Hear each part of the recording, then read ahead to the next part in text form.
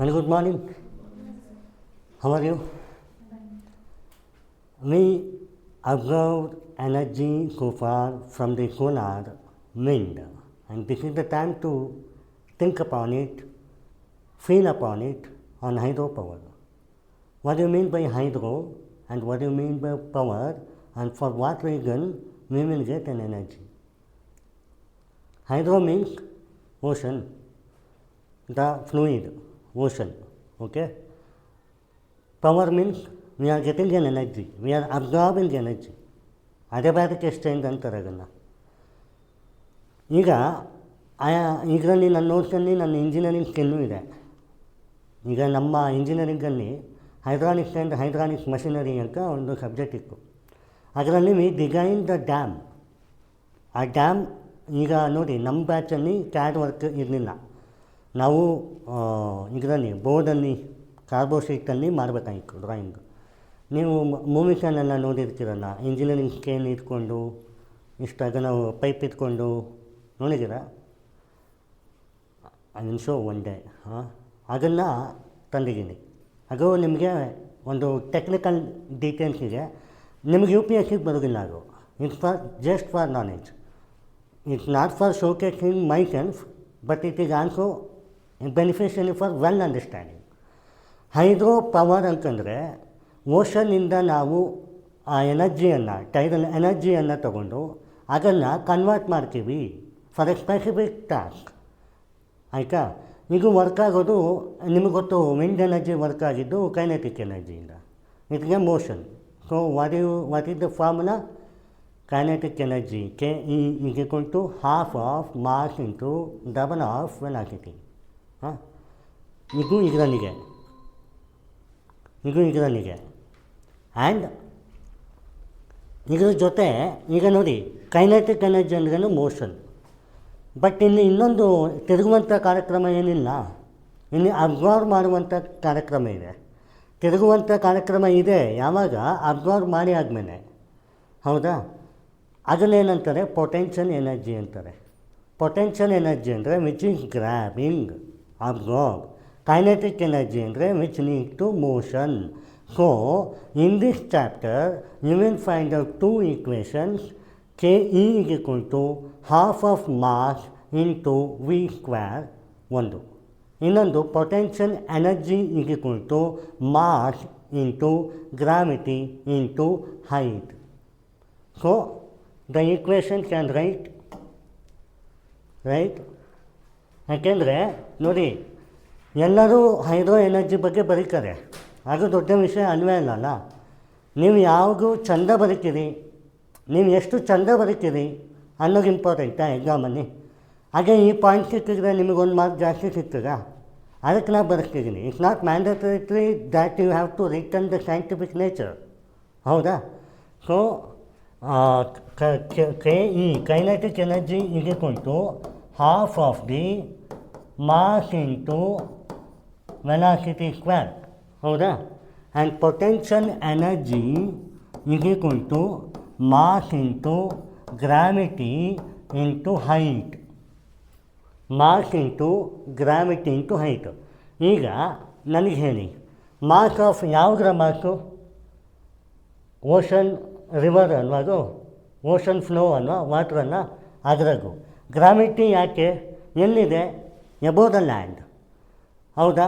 Gravity ಎಷ್ಟಿರ್ತದೆ? ಒಂದು second. ಈಗ ಒಂದು ಎನಿ ಗ್ರಾವಿಟಿ ಅಲ್ಲ, ಗ್ರಾವಿಟಿ ನನಗೂ ಒಂದೇ, ನಿಮಗೂ ಒಂದೇ, ಯಾವುದೇ ಮೆಟೀರಿಯಲ್ಗೂ ಒಂದೇ, ಹೌದಾ? ಯಾವ ಥರ ಅಬ್ಸಾರ್ವ್ ಆಗುತ್ತೆ gravity? Just I mean drop this. ಎಷ್ಟು ಒಂದು ಸೆಕೆಂಡ್ಗೆ ಎಷ್ಟು ಸ್ಪೀಡ್ಗೆ ಹೋಗುತ್ತೆ?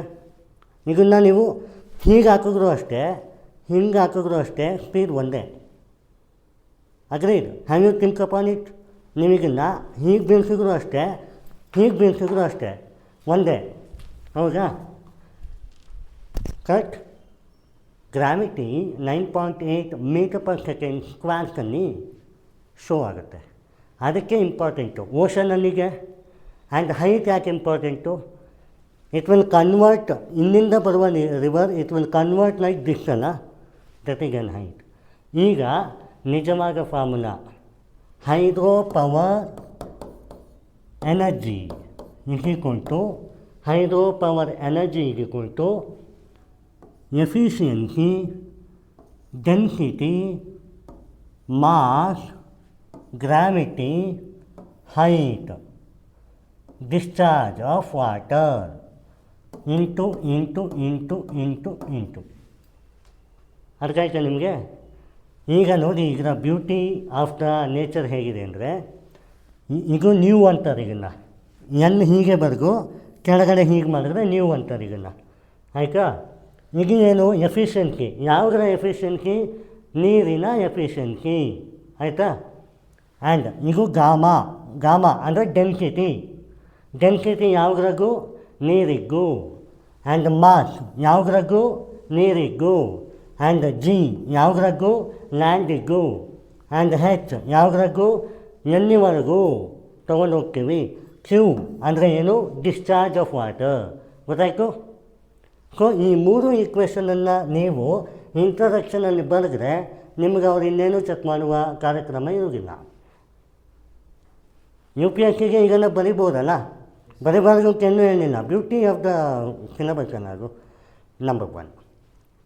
Number 2, what do you mean by exothermic and endothermic? Have you ever notice that these words in the life time?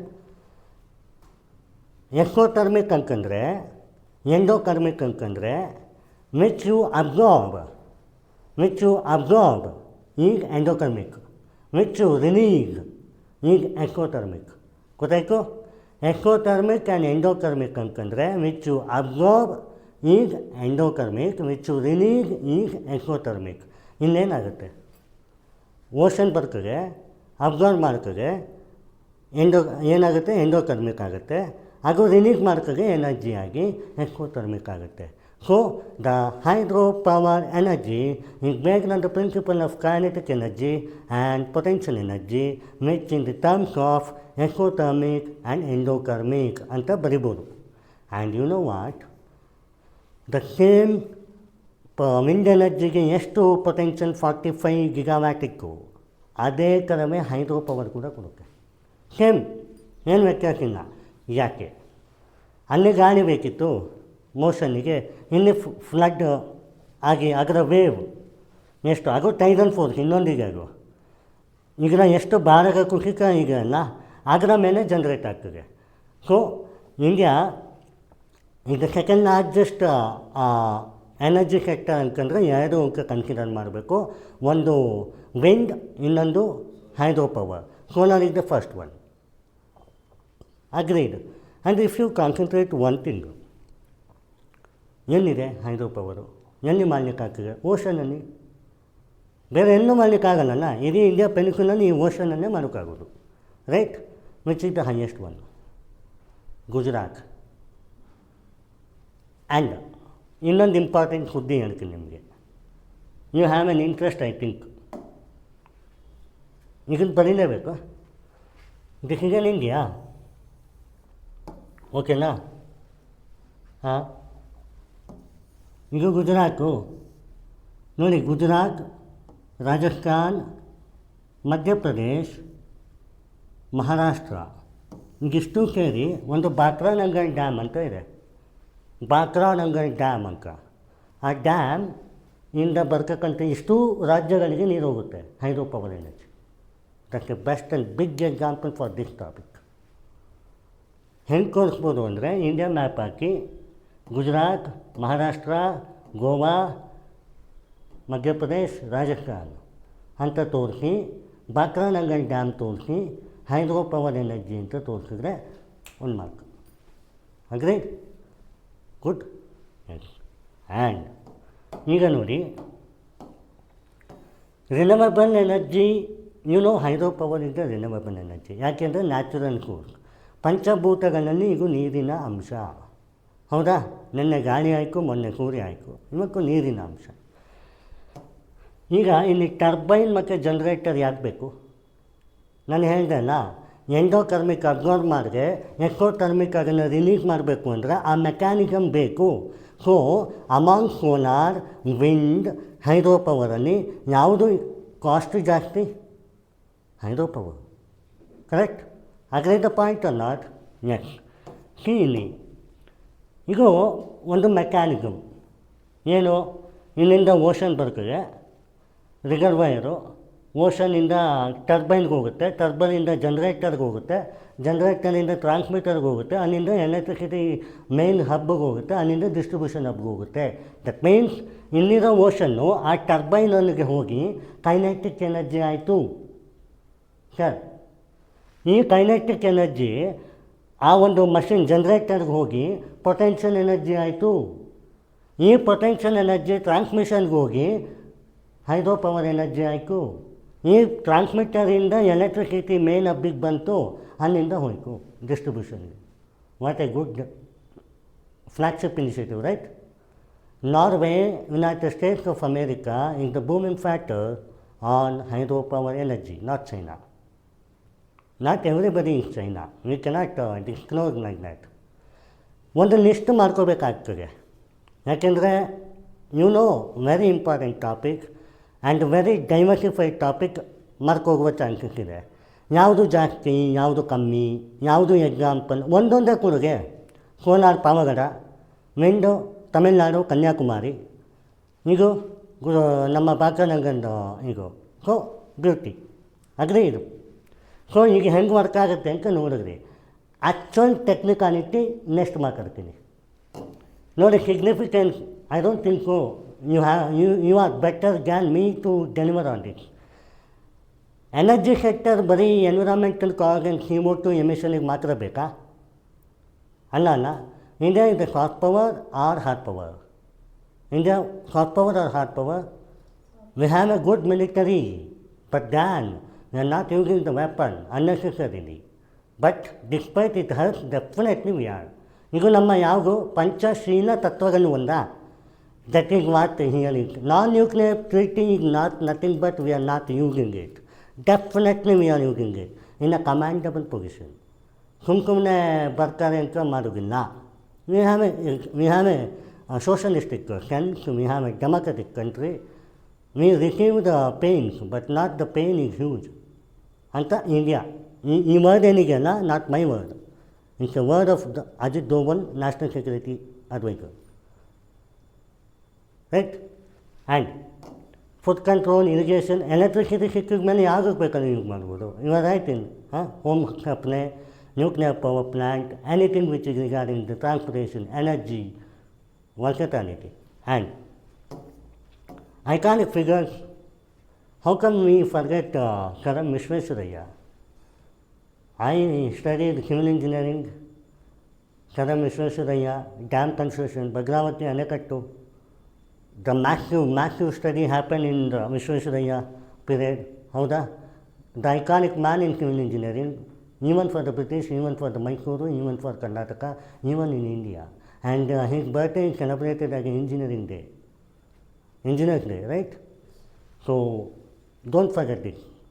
Even not only hydropower ನಾನು ಯಾಕೆ ಇದನ್ನು ಹಾಕಿದ್ದೀನಿ ಅಂದರೆ ಡ್ಯಾಮ್ ಕನ್ಸ್ಟ್ರಕ್ಷನ್ ಮಾಡಿದರು. ಆ್ಯಂಡ್ ಇದನ್ನೆಲ್ಲ ಅವ್ರು ಯೋಚನೆ ಮಾಡಿದರು.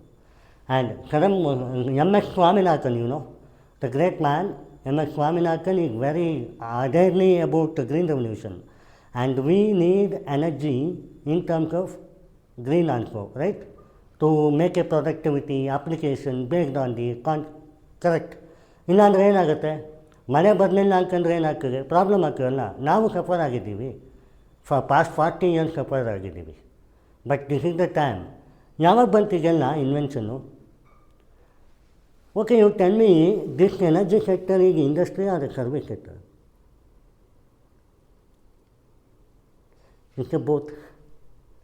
We are mechanized with the industry and we are giving service. It's both. Okay? Dr. A.R. Mahesh Kalkar, to be frankly, I don't know him. But he is a good man. That I know. Encourage the technological innovation in terms of energy infrastructure. You know why it is called as energy? ಈಗಿನ ಬರೀ energy ಅನ್ಬೋದಿಕ್ಕಲ್ಲ, infrastructure ಅಂತ ಯಾಕೆ ಹೇಳ್ತಾರೆ? Have you ever noticed? Because it is set up. Anything which is set up on the land, that is an infrastructure. Long-term sustainability, infrastructure, right? Agree the point or not?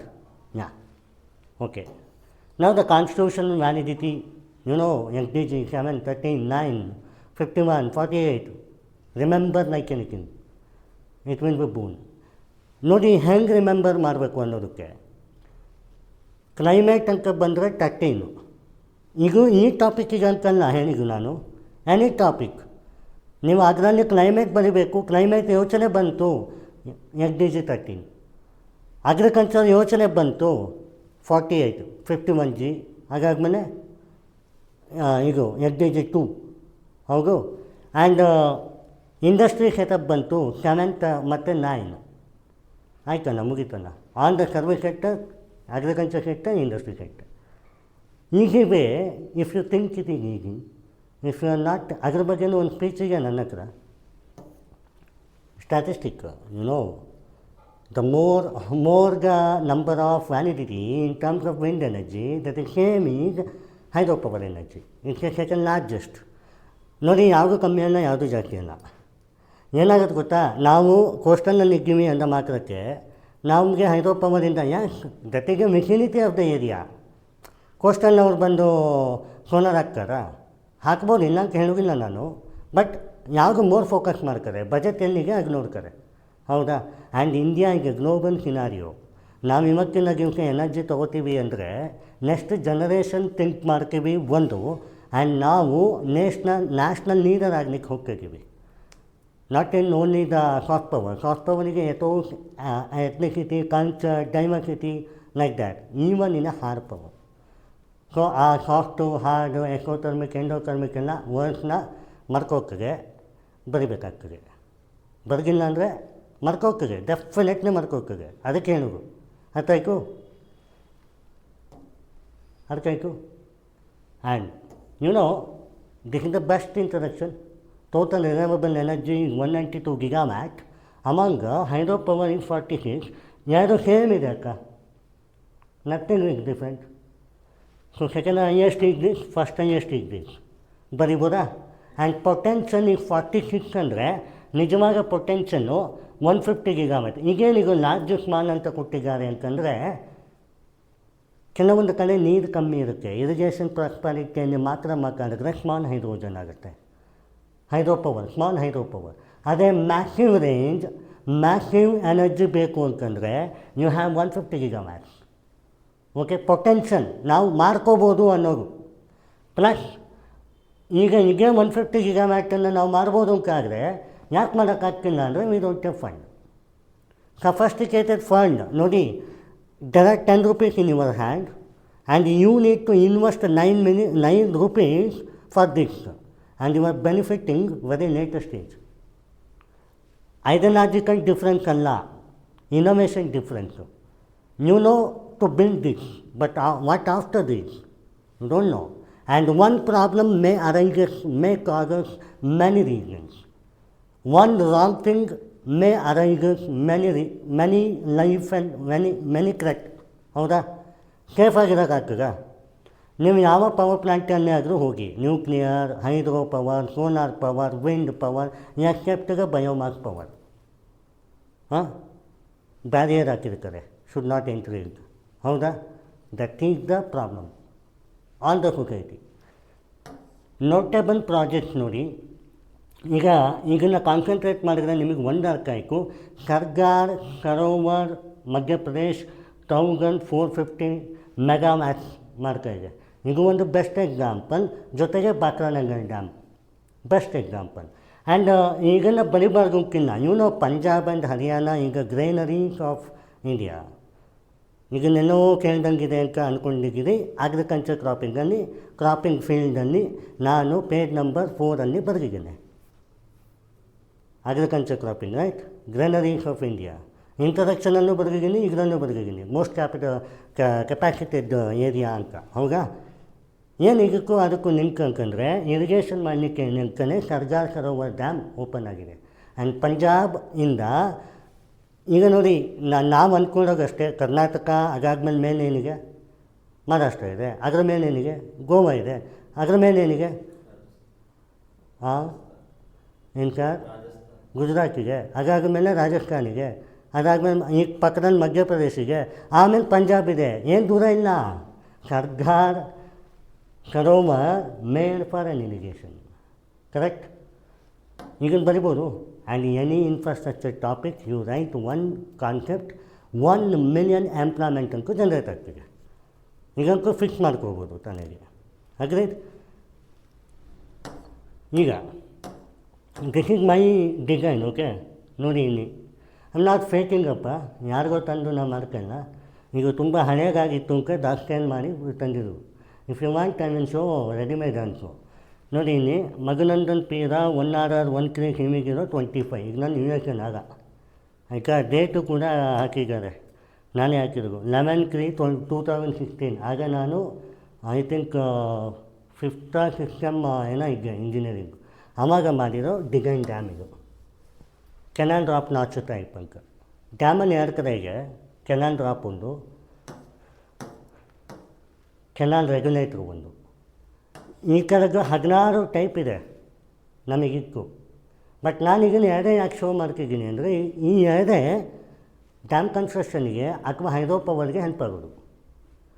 I will make you simpler. ಈಗನ್ನ ನಾನು ನಿಮಗೆ ನೋಟ್ಸನ್ನು ಕೊಟ್ಟಿದ್ದೀನಿ, ಸುಮ್ಮನೆ ನೋಡಿ ನೆಂಗೆ ಕೊಟ್ಟಿದ್ರು. Exam ಬಗ್ಗೆ ಈಗನ್ನೇ ಬರೆದ್ರೆ 3 hour ಈಗನ್ನೇ ಬರಬೇಕಾಗ್ತದೆ, ನಿಮ್ಗೊಂದು ಅರ್ಥ ಆಗೋಲ್ಲ. ಅಗ್ರೀಡ್? ಈಗಿನ ಮಾಡಲಿಕ್ಕೆ you know what, this is very easy to me. ಆಗ ಈಗ ನಾನು ಮರ್ಕೊಂಡಿದ್ದೀನಿ ಅಂತ ಅನ್ಕೋಬೇಡಿ. ಇದಕ್ಕೆ ಕ್ಯಾಲ್ಕುಲೇಷನ್ಸ್ ಇದ್ದಾವೆ. ಬಿಫೋರ್ ದ್ಯಾಟ್ ಈ ಡಿಸೈನ್ ಮಾಡಬೇಕು ಅಂದರೆ ಕ್ಯಾಲ್ಕುಲೇಷನ್ಸ್ ಇದ್ದಾವೆ. ಆ ಕ್ಯಾಲ್ಕುಲೇಷನ್ ನಿಯರ್ಲಿ 50 ಪೇಜಸ್ ಆಗ್ತಿತ್ತು. ಆ ಕ್ಯಾಲ್ಕುಲೇಷನ್ ಆಧಾರದ ಮೇಲೆ ಡಿಸೈನ್ನ ಆರಾಮಾಗಿ ಮಾಡ್ಬೋದು. ಆ್ಯಂಡ್ ಮೈ ಸ್ಕೋರ್ 100/94 ಆವಾಗ. ಆ್ಯಂಡ್ ಇನ್ನು ಇಂಟರ್ನಲ್ ನನಗೆ ಎಷ್ಟೋ ಕೊಟ್ಟಿದ್ದಾರೆ ನಮ್ಮ ಮೇಡಮ್ಮು, 23/25. ಹೌದಾ? ಈಗ ನೋಡಿ, ನೀವು ಕ್ಲೌಸಲ್ಲಿ observe the canal drop notch type ಅಂತಂದರೆ, ಫಸ್ಟು ನೀವು ಇನ್ನೆಲ್ಲೋ ಈಗಿರ ಅನ್ಕೊಳ್ಳಿ, ಇನ್ನೀಗಿರ. ಹಾಂ, ಫಸ್ಟು ನೋಡಿ ಈಗೇನಿಗೂ ಇಷ್ಟು ರಿಸರ್ವಯರ್. ಹಾಂ, ಹೆಂಗೆ ವರ್ಕ್ ಆಗುತ್ತೆ ಅಂತ ಕಾನ್ಸಂಟ್ರೇಟ್ ಆನ್ ಇಟ್. ರಿಸರ್ವಯರು ಈಗ ಸ್ಟೋನ್ಸ್ ಅಲ್ವಾ, ಯಾಕೆ ಬೇಕು ಸ್ಟೋನ್ಸು? ಭಾರ ತಡ್ಕೊಳ್ಳಿಕ್ಕೆ. ಅಗ್ರೀಡ್? ಇದನ್ನು ಡಿಸೈನ್ ಮಾಡಿನೇ ಹಾಕ್ತೀವಿ, ಎಷ್ಟು ಹಾಕಬೇಕು ಅಂತಲೂ ಹಾಕ್ತೀವಿ. ಆಯಿತಾ? ಅದಾದ್ಮೇಲಿಂದ ಇಲ್ಲಿ ಟೇಬಲ್ ಅಂತ ಇದೆ, CBL TBL ಅಂತ ಇದೆ. ಈ ಟೇಬಲ್ ಎಷ್ಟು ಲೆಂತ್ ಇರಬೇಕಂತಲೂ ಮೆಜರ್ ಮಾಡಿ ಹಾಕ್ತೀವಿ, ಎಷ್ಟು ಡೆಪ್ತ್ ಇರಬೇಕಂತಲೂ ಹಾಕ್ತೀವಿ. ಅದಾದಮೇಲೆ ಸ್ಟೋನ್ ರಿಸರ್ವಯರ್. ಯಾಕೆ ಈಗ ಇದೆಯಲ್ಲ ಸರ್ ಅಂತಂದರೆ, ಫ್ಲೋ ಆಫ್ ವಾಟರ್ ಇಲ್ಲಿಂದ ಬರ್ತಾಯಿದೆ, ಬಂದು ಹಿಟ್ಟಾಗಲ್ವಾ, ಅದನ್ನು ತಡಿಬೇಕಪ್ಪ ಲಾಸ್ಟ್ ಥ್ರೂ, ಅದನ್ನು ಡಿಸೈನ್ ಮಾಡ್ತೀವಿ. ಸ್ಟೋನ್ ರಿವರ್ಟ್ಮೆಂಟ್ ಅಂತ ಕರೀತಾರೆ. ಆಯಿತಾ? ಈಗಾದಮೇಲೆ ಇದು ನಾರ್ಮಲ್ ಕ್ರಾಸ್ ಸೆಕ್ಷನ್, ಅಂದರೆ ಓವರ್ ವ್ಯೂ ಪ್ಲ್ಯಾನ್. ಈಗ ನನ್ನ ನೀವು ಹೀಗೆ ನೋಡ್ತೀರಲ್ಲ ಹಾಗೆ. ಈ ಪ್ಲ್ಯಾನ್ ಏನಪ್ಪ ಅಂದರೆ ಇದನ್ನು ಒಳಗಡೆ ಇರೋದು. ಅರ್ಥ ಆಯ್ತಾ ನಿಮಗೆ? If you see in a phase church ಇದ್ರ ಒಳಗಡೆ ಏನು ಅಂತ ನೋಡಿದ್ರೆ ಇದು. ಅರ್ಥ ಆಯ್ತಾ? ಈಗ ನೋಡಿ, cross section along the canal ಈಗೀಗ ನೋಡಿ. ಆ್ಯಂಡ್ ಈಗ ಇಷ್ಟು ಡಿಸೈನ್ನ ನಾನು ಎಷ್ಟು ನಿಮಿಷಗಳು ಮಾಡಿರ್ಬೋದು ಗೊತ್ತಾ? ಡಿಸೈನ್ ಮಾಡಲಿಕ್ಕೆ 1.5 ಗಂಟೆ, ಡ್ರಾ ಮಾಡಲಿಕ್ಕೆ 1.5 ಗಂಟೆ, 3 ಅವರು. ಈಗ ಇನ್ನೇನೋ ಇದೆಯಲ್ಲ, ಈಗೇನು ಅಂತಂದರೆ ಕ್ರಾಸ್ ಸೆಕ್ಷನ್. ಇವಾಗ ನೀವು ಇದನ್ನು ಹೀಗೆ ನೋಡಿದ್ರೆ ಹೆಂಗಿದೆ, ಆ ಥರ. ಮುಂದೆಗಡೆ ನೋಡಿದ್ರೆ ಹೀಗಿರುತ್ತೆ, ಇದನ್ನೇ ಈ ಕಡೆ ನೋಡಿದ್ರೆ ಹೀಗಿರುತ್ತೆ. ಅರ್ಥ ಆಯ್ತಾ? ಈಗ ನೋಟ್ಸನ್ನು ಕೊಟ್ಟಿದ್ದೀನಿ. If you have an keen interest on it you can see, otherwise neglect it. ಇವಾಗ ನೋಡಿ, ಈಗ ನೀರು ಇಲ್ಲಿಂದ ಬರ್ತದೆ. ಆಯ್ತಾ? ಸ್ಲೋಪಿಂಗ್ ಇಲ್ಲಿಂದ ಬರ್ತದೆ. ಈ ಸ್ಲೋಪು ಬರ್ತಾ ಇದ್ದಂಗೆ ಇಲ್ಲಿ ಡ್ಯಾಮೇಜ್ ಆಗಲ್ಲ. ಆ ಡ್ಯಾಮೇಜನ್ನು ಪ್ರೊಟೆಕ್ಟ್ ಮಾಡಲಿಕ್ಕೆ ನಾವು ಅಷ್ಟು ಸ್ಲೋಪನ್ನು ಕೊಡ್ತೀವಿ ಈ ಥರ ಮೇಲ್ಗಡೆಯಿಂದ ಹೀಗೆ. ಅದಕ್ಕೆ ಡಿಸೈನ್ ಪ್ಯಾರಾಮೀಟರ್ ಇರುತ್ತೆ. Soil bearing capacity, discharge of the flow, temperature, climate, geographical standards, which soil, what type of soil, ಯಾವ ಥರದ ಕಲ್ಲಿದೆ, ಆ್ಯಂಡ್ ಯಾವ ಥರದ ಕನ್ಸ್ಟ್ರಕ್ಷನಿನ ಮೆಟೀರಿಯಲ್ ಯೂಸ್ ಮಾಡಬೇಕು, ಎಲ್ಲ ಕನ್ಸಿಡರ್ ಮಾಡಿ ಇದೊಂದು ಡಿಸೈನ್ ಆಗಿರುತ್ತೆ. And this is the notch wall gate. ಇದು ಗೇಟು, ಇಲ್ಲಿಂದ ಬರೋಕ್ಕೆ ನೀರು ಅಂತ. ಅರ್ಥ ಆಯ್ತಾ? ಇದು ಒಂದು ಟೈಪು. ಈಗೇನಿದು ಕೆನಾಲು. ಈಗ ಕೆನಾಲಿಗೊಂದು ರೆಗ್ಯುಲೇಟ್ರ್ ಮಾಡಬೇಕಲ್ಲ, ಬಂದೋಬಸ್ತ್ ಮಾಡಬೇಕಲ್ಲ, ಆ ಬಂದೋಬಸ್ತಿಗೂ ಬಂದೋಬಸ್ತೇ ಜಾಸ್ತಿ ಇದೆಯಲ್ಲ ಸರ್ ಅಂತ ಕೇಳಿದರೆ, ಬಂದೋಬಸ್ತೇ ಜಾಸ್ತಿ ಉಂಟಲ್ಲ. ಹೌದು, ಬಂದೋಬಸ್ತ್ ಬೇಕಲ್ಲ. ನೋಡಿ, ಇದು section through the regular bent, ಈಗೆಲ್ಲ ಏನೂ ಮಾಡೋಕ್ಕಾಗಲ್ಲ. ಇನ್ನೂ 24 ಔಟ್ ಆಫ್ 25 ಬಂತಂತೆ ಹಂಗೆ. ಈಗ ನೋಡಿ, ಡೇಟು 22/4/2016, ಈಗ ಡನ್ ಅದು ಆಯಿತಾ. ಸೊ ಹಾಫ್ ಪ್ಲಾನೆಟ್ ಫೌಂಡೇಶನ್ ಅಂದರೆ ಈಗ ಅರ್ಧ ಹೊರಗಡೆ ಇರೋದು ನೀರು ಎಲ್ಲಿಂದ ಬರ್ತದೆ, ಇಲ್ಲಿಂದ ಬರ್ತದೆ. ಚಾನಲ್ ಹಿಂಗೆ ಹೋಗುತ್ತೆ, ಸಪ್ಲೈ ಇಲ್ಲಿಗೆ ಹೋಗುತ್ತೆ, ರೆಗ್ಯುಲರ್ ವೆಂಟ್ ಇಲ್ಲಿರುತ್ತೆ, ಬ್ಲಾಕ್ ಆಗಿರುತ್ತೆ. ಅರ್ಥ ಆಯಿತು? ಅರ್ಥ ಆಗೋದೇ ಇಲ್ಲ ಇದು. ಹಾಂ, ಇದು ಗೇಟ್, ಸಪ್ಲಿಮೆಂಟ್ ಗೇಟು. ನೋಡಿ, ಅದರ ವೆಲಾಸಿಟಿ ಎಷ್ಟಿರ್ತದೆ ಅಂದರೆ, ನಾನು ಒಂದು ಓಷನಲ್ಲಿ ಕನ್ಸರ್ವೇಷನ್ ಮಾತಾಡುವಾಗ ಹೇಳಿದೆ 10 to 15 ಮೀಟರ್ಸ್ ಅಷ್ಟೇ ಡೆಪ್ತ್ ಇರೋದು ಲಾಸ್ಟು ಅಂತ. ಬಟ್ ಅದರ ಡೆಪ್ತು ವೆಯ್ಟ್ ಎಷ್ಟಿರ್ಬೋದು ಲೆಕ್ಕ ಹಾಕಿ. ಹೌದಾ? ಆ ಮಾರ್ಕ್ಸನ್ನು ತರ್ಕೋಬೇಕಲ್ಲ.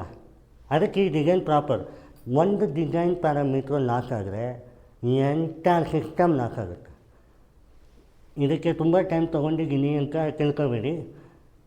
ಕಂಟಿನ್ಯೂಸ್ ಅರ್ಥ ಮಾಡ್ಕೊಬಿಟ್ರೆ ಈಗ ಏನೂ ಇಲ್ಲ. ಅವಾಗೆಲ್ಲ ತುಂಬ ಆಟ ಆಡ್ತಿದ್ದೆ ಇದರಲ್ಲಿ. ಹಾಗೆ ಈಗ ನನ್ನ ಬ್ಯಾಚ್ ಆದಮೇಲಿಂದ ಏನೋ ಕ್ಯಾಡ್ ವರ್ಕ್ ಏನೋ ಬಂತಂತೆ, ಈಗೆಲ್ಲ ಕ್ಯಾಡಲ್ಲಿ ಮಾಡುವ ಅಂತ. ನನ್ನ ಬ್ಯಾಚಲ್ಲಿ ಲಾಸ್ಟು ಇದು ದೊಡ್ಡ ಟೀಪಾಯ್ಕರ ಇರ್ತಿತ್ತು, ಅದರಲ್ಲಿ ಹೀಗೆ ಕೇನಲ್ಲಿ ಉಜ್ಜೋದು. ಆ ಫೋಟೋ ಇರಬೇಕು. ಇಲ್ಲ, ಆವಾಗೆಲ್ಲ ಮೊಬೈಲ್ ಇಲ್ಲಲ್ಲ. ನೋಡಿ, ಈಗ ಚಾಲೆಂಜಸ್ ಇದರಿಗೆ high cost, where there is a cost, where there is no investment, there is no material. And when there is no material, there is no concern of GDP. ಹೌದಾ? And ಇವಾಗ requirement ಎಷ್ಟಿಗೆ ಅಷ್ಟೇ ಕೊಡಬೇಕಾ? ಅದಕ್ಕೆ small and hydro power and large hydro power ಅಂತ ಮಾತಾಡ್ತಾರೆ. ಗೊತ್ತಾಯ್ತಾ? ತಾರೀಫ್ ಅಂತ ಇದೆ, ಸಬ್ಸಿಡಿ ಅಂತ ಇದೆ. ಯಾಕೆ ಇಂಥ ಪ್ರಾಜೆಕ್ಟಲ್ಲೇ ಕೊಡ್ತಾರೆ ಅಂದರೆ, huge, it cannot be bearable.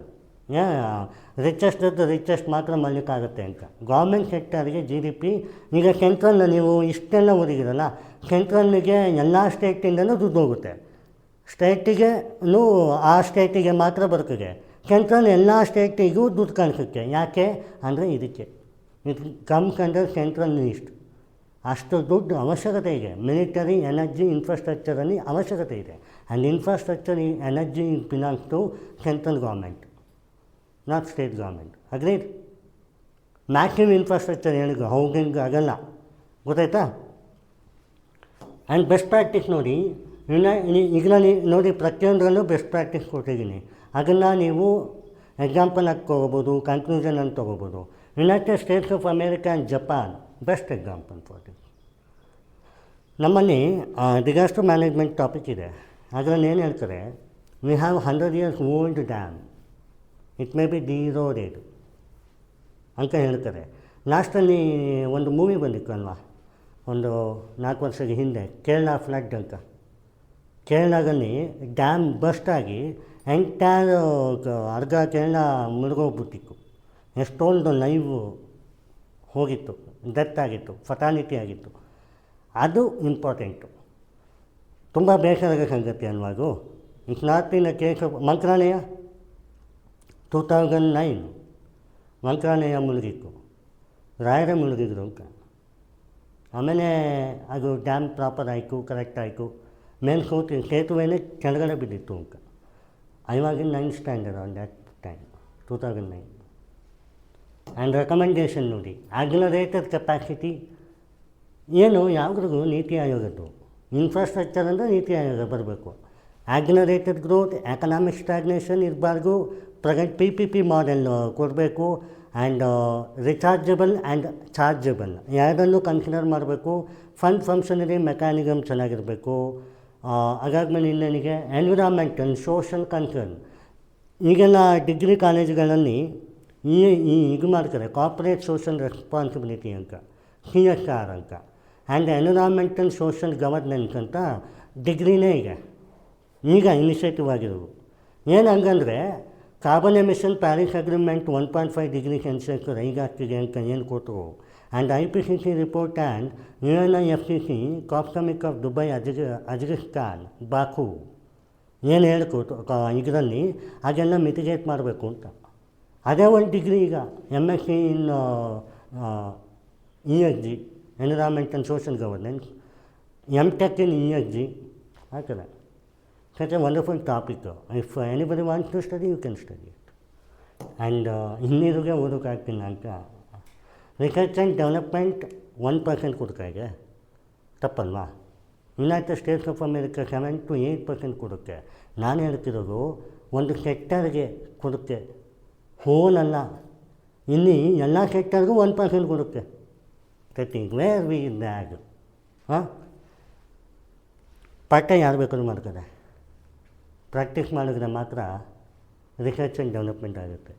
And practice ಮಾಡಿಲ್ಲ ಅಂದರೆ ಪಾಠ ಮಾಡಿಗೂ ವೇಸ್ಟ್ ಆಗ್ತದೆ. ಯಾಕೆಂದರೆ ನಿಮಗೆ ಏನು ಗೊತ್ತು ಅದನ್ನು ನಿಮ್ಮ ತಲೆಯಲ್ಲಿದೆ. ಎಕ್ಸಾಮ್ನಾದ್ರೆ ತಲೆಗೆ ಹೋಗಬೇಕು ಅಂದರೆ ನೀವು ಪೇಪರನ್ನು ಬರೀಬೇಕು. ಆ್ಯಂಡ್ ಪೇಪರನ್ನು ಬರೀಬೇಕು ಅಂದರೆ ನನಗೆ research and development agree. And ನೋಡಿ, policy and support. Indian Institute of Management Science of Bangalore, Chennai, Gujarat. ನಾನು ಒಂದು ಸಲ ಇಂಟರ್ವ್ಯೂಗೆ ಹೋಗಿದ್ದೆ. ಇದು ನಾನು ಆಮೇಲೆ ಇಲ್ಲಿ ಓಪನ್ ಮಾಡಿದ್ನಲ್ಲ, ಅದಕ್ಕೆ never vent. Gujarat, Ahmedabad, IIM, Indian Institute of Management science, Ahmedabad. ಅಲ್ಲಿ ಇದೇ ಥರ ಪಾಲಿಸಿ, ಪಬ್ಲಿಕ್ ಪಾಲಿಸಿ ಅಂತ ಒಂದು ಸಬ್ಜೆಕ್ಟ್ ಇದೆ. ನಿಜವಾಗ್ಲೂ ಮ್ಯಾನೇಜ್ಮೆಂಟ್ ಓದಬೇಕಂದ್ರೆ ಪಬ್ಲಿಕ್ ಪಾಲಿಸಿ ಓದಬೇಕು. ಟೆಕ್ನಾಲಜಿ ಓದಬೇಕು. ನಮ್ಮ ಸಿವಿಲ್ ಇಂಜಿನಿಯರಿಂಗಲ್ಲಿ ಅಂದರೆ ಹೈಡ್ರಾಲಿಕ್ಸ್ ಓದಬೇಕು. That is the beauty. ಓದಿದ್ರೆ ಹೆಂಗೆ ಬೇಕಾದ್ರೂ ಓದ್ಬೋದು ಅಂತ ಅಷ್ಟು ಸ್ಕೋಪ್ ಇದೆ. ಅಂದರೆ ಓದುವವ್ರಿಗೆ ಹುಚ್ಚಿದ್ರೆ ಹೇಗೆ ಬೇಕಾದ್ರೂ ಓದಬೇಕು ಅಂದರೆ ಅದಕ್ಕೆ ಎಲ್ಲಿ ಹೋಗ್ಬೇಕಂದ್ರೆ ನಾ ಹೇಳ್ತಿರೋದು. Public policy is the great stability. ಅದರಲ್ಲಿ ESG, CSR ಆ್ಯಂಡ್ ಎಲ್ಲನೂ ಬರ್ತದೆ. Local governance, governance, governance, NGO, SHG, public private partnership, everything will comes in a single domain. Massive ರೇಂಜಲ್ಲಿ ಓದ್ಬೋದು. ಹೈದರಾಬಾದ್, ಇಫ್ ನಾಟ್ ಐನಲ್ಲಿ I went through got Ahmedabad. ಯಾಕೆಂದರೆ last year ಅಲ್ಲ interview attend ಮಾಡಿದ್ದು. ಆ ಟೈಮಲ್ಲೇ ನಾನು ಡಿಸಿಷನ್ ತೊಗೊಂಡಿದ್ದು ಕೂಡ. ಇಫ್ ನಾಟ್ ಐನಲ್ಲಿ ಐ ವಾಸ್ ಇನ್ ಗುಜರಾತ್, ಈಗ Ahmedabad. Hydro power is the back bone of India and renewable energy and grid stability ಅಂತ. Water today, powers energy tomorrow ಅಂದ್ರೇನು? ಇವತ್ತಿನ ನೀರು ಕುಡಿಲಿಕ್ಕೆ ಮಾತ್ರ ಅಲ್ಲ, ಪವರ್ಗೂ ಬೇಕು ಅಂತ. ಈಗ ನನಗೆ ಹೇಳಿ, ಇಷ್ಟು ಓಷನ್ ನೀರಿಗೆ ನೀವು ಎಲ್ಲಾದರೂ ಕೇಳಿದ್ದೀರಾ ಕಾವೇರಿ ನೀರಲ್ಲಿ ಹೈಡ್ರೋ ಪವರ್ ಮಾಡೋದು? ಯಾಕೆ ಹೇಳಿ? ಓಷನ್. ಕಾವೇರಿ ನೀರು ಕುಡಿಲಿಕ್ಕೆ ಸಾಲುವುದಿಲ್ಲ ಅಂತ ಹೇಳ್ತಾರೆ. ಓಷನ್ ನೀರು ಯಾಕೆ? ಸಾಲ್ಟ್ ವಾಟ್ರು, ಕರೆಂಟಿಗೆ ಓಕೆ, ಬಟ್ ಲೈಮ್ ಕಂಟೆಂಟ್ ಜಾಸ್ತಿ ಇದೆ. ಅಲ್ಲೂ ಪರ್ಮುಟೇಷನ್ ಕಾಂಬಿನೇಷನ್ ಮಾಡಬೇಕು. ತುಂಬ ಚಾಲೆಂಜಸ್ ಇದೆ ಅಮ್ಮ. It's not that yes we will do it, ಆ ಥರ ಅಲ್ಲ. ಓಕೆ, ಸೊ ಈಗೊಂದು ಕೇಸ್ ಸ್ಟಡಿ ನೋಡಿ. ಉತ್ತರಾಖಂಡಿಗೂ ಕೆಪಾಸಿಟಿ 1000 ಮೆಗಾವ್ಯಾಟ್ ಅಂತೆ, ಲಾರ್ಜೆಸ್ಟ್ ಇನ್ ಉತ್ತರಾಖಂಡ್ ಅಂತೆ. ಉತ್ತರಾಖಂಡ್ ಎಲ್ಲಿ ಬರುತ್ತೆ? ಹಿಲ್ಲಿ ಏರಿಯಾಗಲ್ವಾ, ಭಾರತದ ಇಲ್ಲಿ ಬರುತ್ತಲ್ವಾ ಉತ್ತರಾಖಂಡು. ಆ್ಯಂಡ್ ನೋಡಿ, ಮಲ್ಟಿಪರ್ಪಸ್ ರಿಸರ್ವಯರ್, ಹೈಡ್ರೋ ಪವರ್ಗೆ, ಇರಿಗೇಷನ್ಗೆ ನೀವು ಒಂದು ತಿಳ್ಕೊಳ್ಳಿ, ಯಾವುದೇ ಜನರಲ್ ಸ್ಟಡೀಸ್ ಮೇನ್ಸಲ್ಲಿ ವರ್ಡಿಂಗ್ಸ್ ಇಂಪಾರ್ಟೆಂಟು. ವರ್ಡಿಂಗ್ಸ್ ಅಂದ್ರೇನು? ನೀವೇನು ಯೂಸ್ ಮಾಡ್ತಿದ್ದೀರಾ? ಐ ಕೇಮ್ ಹಿಯರ್, ಟುಡೇ ಈಗ ಮೈ ಡೇ, ಹಿಂಗೆ ಬರೆದ್ರೆ ಮಾಡ್ಕೊಡೋಲ್ಲ. ಮಲ್ಟಿಪರ್ಪಸ್, ಲಿಂಗ್ವಿಸ್ಟಿಕ್, ಲೀಡರ್ಶಿಪ್, ಎಥೋಸ್, ಆ ಬರೆಯೋ ಸ್ಟ್ಯಾಂಡರ್ಡೇ ಆಗಿರಬೇಕು. ನಾನು ಯಾಕೆ ಕ್ಲಾಸಲ್ಲಿ ನಿಮಗೆ ಆನ್ಸರ್ ರೈಟಿಂಗ್ ಬರೆಸ್ತಿದ್ದೆ ಅಂದರೆ this the reason. Kannada medium ನಾನೇನು ಹೇಳ್ಕೊಡಲ್ಲ, ನನ್ನ ಇಂಗ್ಲೀಷ್ ಮೀಡಿಯಮ್ ಅಂತ. ಅಪ್ ಟು 10th ಸ್ಟ್ಯಾಂಡರ್ಡ್ ಆಯ್ತು Kannada medium. But that is not a back bone. Kannada medium ಆದರೆ ಅಂತ ಪೇಪರ್ ಬರೆಯೋದು ನೋಡೋದಲ್ಲ, ಕಲಿಯಲ್ಲ. ಎಂಪತಿ ಅಂದ್ರೇನು, ಎಮೋಷನ್ ಅಂದ್ರೇನು ಕಲಿಯಲ್ಲ. Agree point are not? Developed by THDC India Limited, ಈಗೊಂದು ಕಾರ್ಪೊರೇಟ್ ಬಾಡಿ.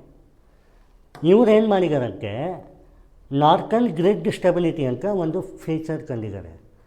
ನೋಡಿ, ಉತ್ತರಾಖಂಡ್ ಇಲ್ಲಿಗೆ, ನಾರ್ತ್ ಈಸ್ಟ್ ಇಂಡಿಯಾ ಇಲ್ಲಿಗೆ, 8 ಸಿಸ್ಟರ್ಸ್ ಆಫ್ ನಾರ್ತ್ ಈಸ್ಟಿಗೆ, ಅಷ್ಟಕ್ಕೂ ಎಲೆಕ್ಟ್ರಿಸಿಟಿ ಸಪ್ಲೈ ಆಗುತ್ತೆ ಜಸ್ಟ್ ಇನ್ ಉತ್ತರಾಖಂಡ್. ನಮ್ಮ ಏನು ಫೆಡರಲಿಸಮ್ ಅಂತ ಕಾನ್ಸ್ಟಿಟ್ಯೂಷನಲ್ಲಿಗೆ, it's not that only one state ಈಗ okay, another state we are not taking on ಆ ಥರ ಅಲ್ಲ. We are borrowing, we are receiving it. Food ಸೆಕ್ಟರಲ್ಲಿ ಪಂಜಾಬ್ ಆ್ಯಂಡ್ ಹರಿಯಾಣ ಮಾಡಿರೋ ಕಾಂಟ್ರಿಬ್ಯೂಷನ್ ನಮ್ಮ 50 ವರ್ಷ ಆದರೂ ಕೂಡ ಬೇರೆ ಯಾವುದೇ ರಾಜ್ಯ ತೀರಿಸಲಿಕ್ಕಾಗೋದಿಲ್ಲ ಋಣವನ್ನು. ಇಂದ ಎಮರ್ಜೆನ್ಸಿ ಪೀರಿಯಡ್, ಇಂದ ಏನು ಮಾನ್ಸೂನ್ ಎರಾಡಿಕೇಷನ್ ಆಗಿದ್ದಾಗ ಈ ಕಡೆ ಪಂಜಾಬ್ ಗೋಧಿ ಬೆಳಕಿಕ್ಕೂ, ಈ ಕಡೆ ಬಾಗ್ನ ಹರಿಯಾಣ ಬಾಗ್ನ ಅಕ್ಕಿ ಬೆಳಕಿಕ್ಕೂ, ಯಾವುದೋ ಗ್ರೇನರೀಸು ಬರ್ತಾಯಿತ್ತು. ಸಚ್ ಎ ಗ್ರೇಟ್ ಇದು ಆ ಥರ ಒಂದೊಂದು ಕಾಂಟ್ರಿಬ್ಯೂಷನ್ ಇದೆ. ನಮ್ಮನ್ನೇನಿಗೆ ಶ್ರೀಗಂಧ ಇದೆ, ಹೌದಾ? ಬಟ್ ಯುಟಿಲಿಟಿ ಏನಿಗೆ ಏನಿಲ್ಲ. ನಿಮ್ಮ ಹತ್ರ ಏನಿಗೆ ಅನ್ನೋದು ಇಂಪಾರ್ಟೆಂಟ್ ಅಲ್ಲ. ನಿಮ್ಮ ಹತ್ರ ಚಿನ್ನನೇ ಇರ್ಬೋದು, ಎಲ್ಲಿ ಯೂಸ್ ಮಾಡ್ತಿದ್ದೀರ ಅನ್ನೋದು ಇಂಪಾರ್ಟೆಂಟು. ನಿಮ್ಮ ಹತ್ರ ನೋಟ್ಸ್ ಇರ್ಬೋದು, ಎಲ್ಲಿ ಯೂಸ್ ಮಾಡ್ತಿದ್ದೀರ ಇಂಪಾರ್ಟೆಂಟು.